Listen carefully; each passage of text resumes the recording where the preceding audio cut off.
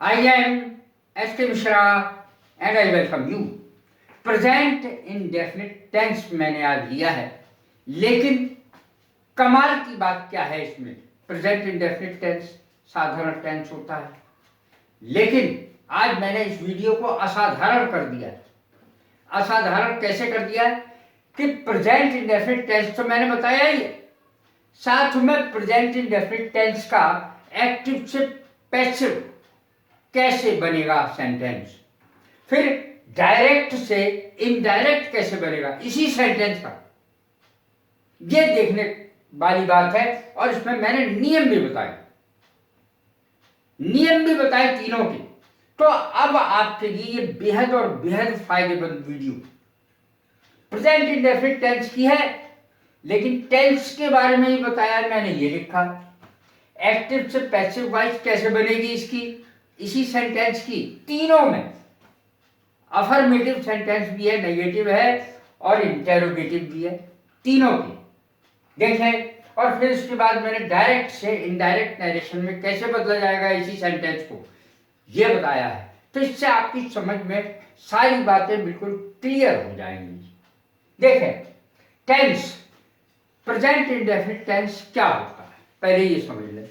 ता है, ती है, ते हैं, ये शब्द वाक्य के अंत में आते हैं। ता है, ती है, ते है, तू है, ये सब बातें इनके वाक्य के अंत में आता है। ता है, ती है, ते है।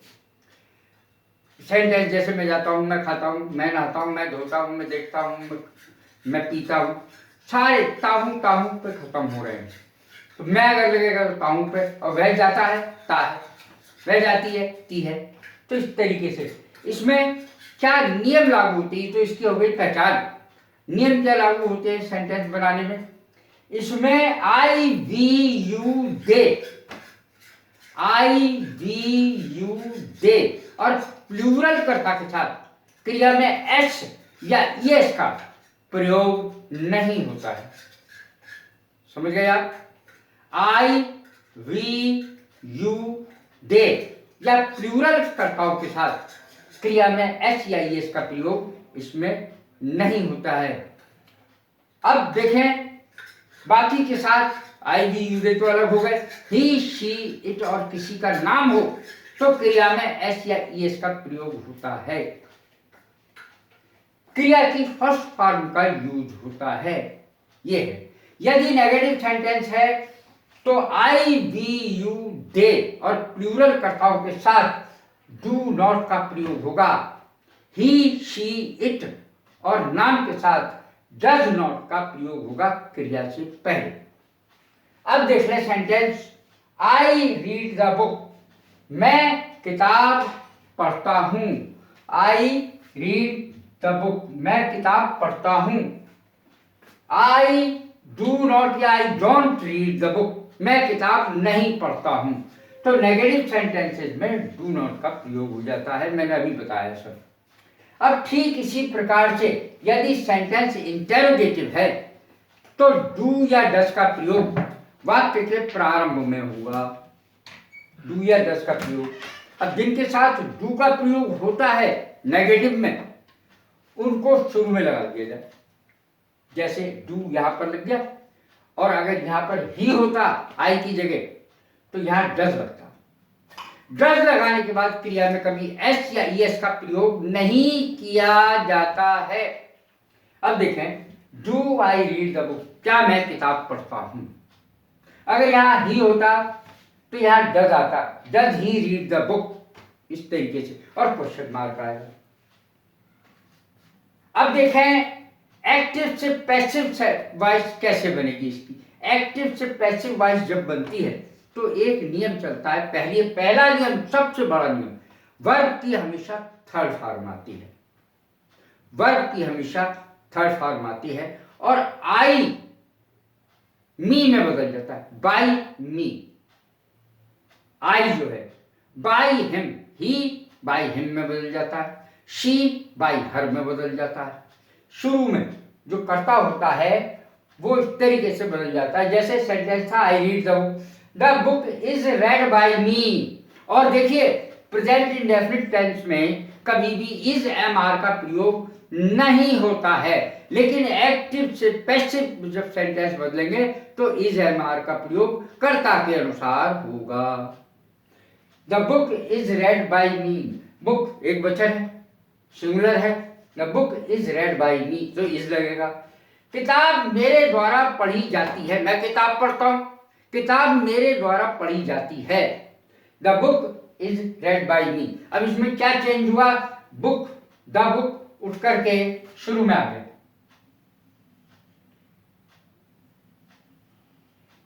और आई बाई मी में बदल गया और आखिर में आ गया। इज रेड तो लगेगा, सिंगुलर है तो क्रिया लगती है इसमें। रेड पढ़ा जाए क्योंकि थर्ड फॉर्म है, रेड पढ़ा जाएगा इसको, READ, और फर्स्ट फॉर्म को स्पेलिंग सेम रहती है लेकिन पढ़ा अलग अलग जाता है। रीड फर्स्ट फॉर्म को पढ़ा जाता है, सेकंड और थर्ड फॉर्म को रेड पढ़ा जाता है। यहां पर थर्ड फॉर्म नहीं आएगी इसलिए यहां पर रेड पढ़ा जाएगा इसको। The book is not read by me, I don't read the book, the book is not read by me. Is the book read by me, do I read the book, is the book read by me. तो ये तीनों का क्रम से मैंने passive voice बनाया है जो बहुत आसान है। ये देखें, रेड से पहले नॉट लग जाएगा इसमें, I don't read the book is not read by me, मेरे द्वारा पुस्तक नहीं पढ़ी जाती है, मैं पुस्तक नहीं पढ़ता हूं, मेरे द्वारा पुस्तक नहीं पढ़ी जाती है। Do I read the book, क्या मैं पुस्तक पढ़ता हूं, is the book read by me, क्या पुस्तक मेरे द्वारा पढ़ी जाती है, तो इज बीच में से निकल के शुरू में लग जाएगा, और सिंगुलर है द बुक इसलिए लगेगा। अब देखें डायरेक्ट से इनडायरेक्ट यही सेंटेंस कैसे बनेगा। डायरेक्ट से इनडायरेक्ट बनाने में थोड़ी सी परेशानी आती है। रिपोर्टिंग स्पीच है ये रिपोर्टेड स्पीच है। ये कॉमा, ये इन्वर्टेड कॉमा जो 66 की तरह दिखाया जाता है, 66 की तरह, ये 99 की तरह लिखा जाता है, और सेंटेंस के बाद में फुल स्टॉप लगता है। ये सेंटेंस डायरेक्ट का है, ये सेंटेंस इनडायरेक्ट बना दिया है मैंने। ही सेड टू मी, तो सेड टू टोल्ड में बदल जाता है, सेड टू टोल्ड में बदल जाता है, बाकी परिवर्तन रिपोर्टिंग स्पीच में और होता नहीं है। उसके बाद इन्वर्टेड कॉमा है, और ये कॉमा जब हम हटाएंगे इसको हटा दिया जाता है, उसकी जगह दैट लगा दिया जाता है। अब आई बदल दिया जाता है इसके अनुसार, ये आई फर्स्ट पर्सनल प्रोनाउन है जो इसके अनुसार यानी रिपोर्टिंग स्पीच के कर्ता के अनुसार बदल दिया जाता है इसको।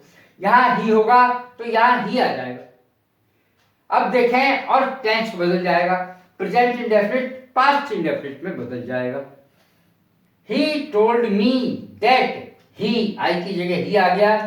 रेड पढ़ता था, उसने किताब पढ़ी, ही रेड सेकंड फॉर्म है, ये रेड पढ़ा जाएगा इसको। द बुक, उसने किताब पढ़ी। तो प्रेजेंट इंडेफिनिट टेंस जब इनडायरेक्ट में बदलता है तो पास्ट इंडेफिनिट में बदलता है, अर्थात ये पास्ट इंडेफिनिट में बदल जाएगा। ये 99 हट जाएगा, ये 66 हट जाएगा, ये कॉमा हट जाएगा। इस तरीके से ये चीजें बनती हैं। सेड टू टोल्ड में बदल जाएगा, बाकी रिपोर्टिंग स्पीच में यह ऐसा ही रहेगा, लेकिन रिपोर्टेड स्पीच में थोड़ा अधिक परिवर्तन आता है। कैसी लगी मेरी वीडियो, लाइक करें, शेयर करें, सब्सक्राइब करें। God bless you, thank you very much.